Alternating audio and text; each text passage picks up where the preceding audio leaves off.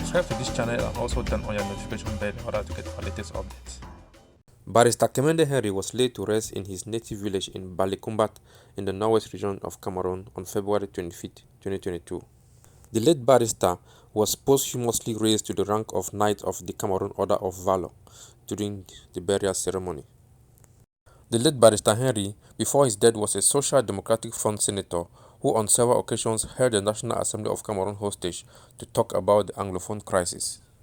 He was shot and killed by unidentified gunmen in Kemende on January 11, 2022, and his vehicle taken away by the men of the underworld. His party, the SDF, had asked for the Cameroon government to open an investigation on the incident to know exactly what happened, but up to this moment, nothing is really clear about the sad incident. May his soul rest in peace. Thanks for watching. Please subscribe to our channel so that you get the latest updates. Bye-bye. This is the upper house of the parliament. And if there is any single bill, if there is any bill that has ever left the National Assembly and come here and the upper house gives a different opinion, this is one of those bills. This is where the upper house made up of important dignitaries who have served this nation and who are interested in seeing that they leave the nation intact for the children and grandchildren. This is when their voices have to be heard over this bill. We are fortunate that your humble servant here was the representative of the bar president in Bamenda when the ongoing crisis came up. And I had difficulties managing it because of this language problem. And I'm lucky that the bill has made me, while a parliamentarian and a senator particularly. Opinions, Mr. President, don't have colors. Your humble servant here has had the opportunity, the rare opportunity, of serving this nation, both within and out of this country. And I did it with all dignity because I was doing it for my nation. I've represented the state of Cameroon. I represent them in the courts in Cameroon and out of the country. And it's only when you go out of this country that you feel proud of this nation. If there is any one bill that is going to turn this our nation upside down, as far as the constituency where I come from is concerned, it is this bill, Mr. President.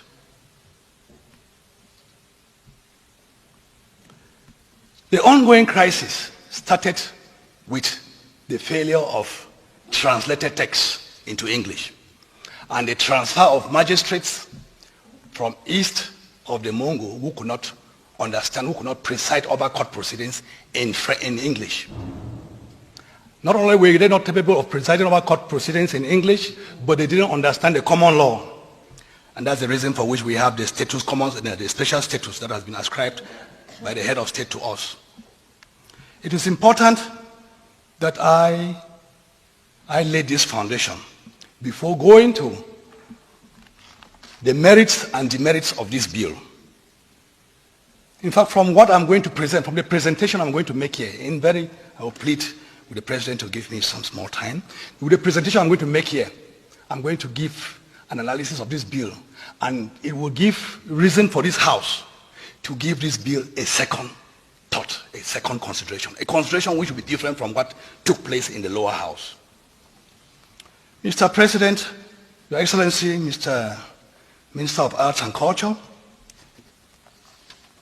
going by the bill before us, the appellation even of that bill poses a problem. This bill, if it leaves this House, it is going down to the lower house for it to go to the President for promulgation, and it will become law. If it is promulgated as a law, it will really be an embarrassment to people, to legal minds who know what a legal document is supposed to contain. The nomenclature, the name of this bill, or the heading, the title of this bill is a bill on the promotion of official languages in Cameroon. In fact, under administrative law, There's what we know as judicial police and administrative police. Administrative police begins by doing sensitization before a law is passed, is brought up. It does sensitization. That is, if you are guilty of the sensitization, you are forgiven, because the state authorities are trying to sensitize the people to get ready to receive before they start receiving the penalties. That is at the level that they are called, the state officials, they are acting as administrative police. When it becomes an issue of judicial police, it is when, if you default, you are sanctioned. And that is what all legal documents are supposed to, what is called law. It must have a mechanism by which it must be enforced, without which it would not be law. With leave of the Minister of Arts and Culture, I googled the definition of law, and I came up with this definition. In quotes, the system of rules which a particular country or community recognizes as regulating the actions of its members, and which, this is where the emphasis comes, and which it may enforce by the imposition of penalties. That is the definition, the legal definition of what a law is. Mr. President, Your Excellency, Mr. Minister, if this document eventually leaves this house, gets to the National Assembly, and it is sent to the President, it is promulgated as law, it will lack that very important element of what a law is supposed to be. That is, the possibility of it being enforced.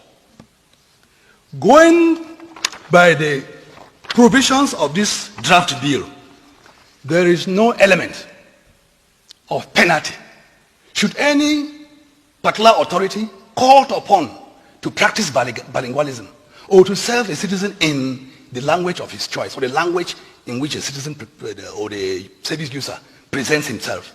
If he fails, there is no law, there's no provision here that will punish him. If there is a provision in the penal code for failure to give services in the required form, this law could have made reference to that particular penal provision in the penal code.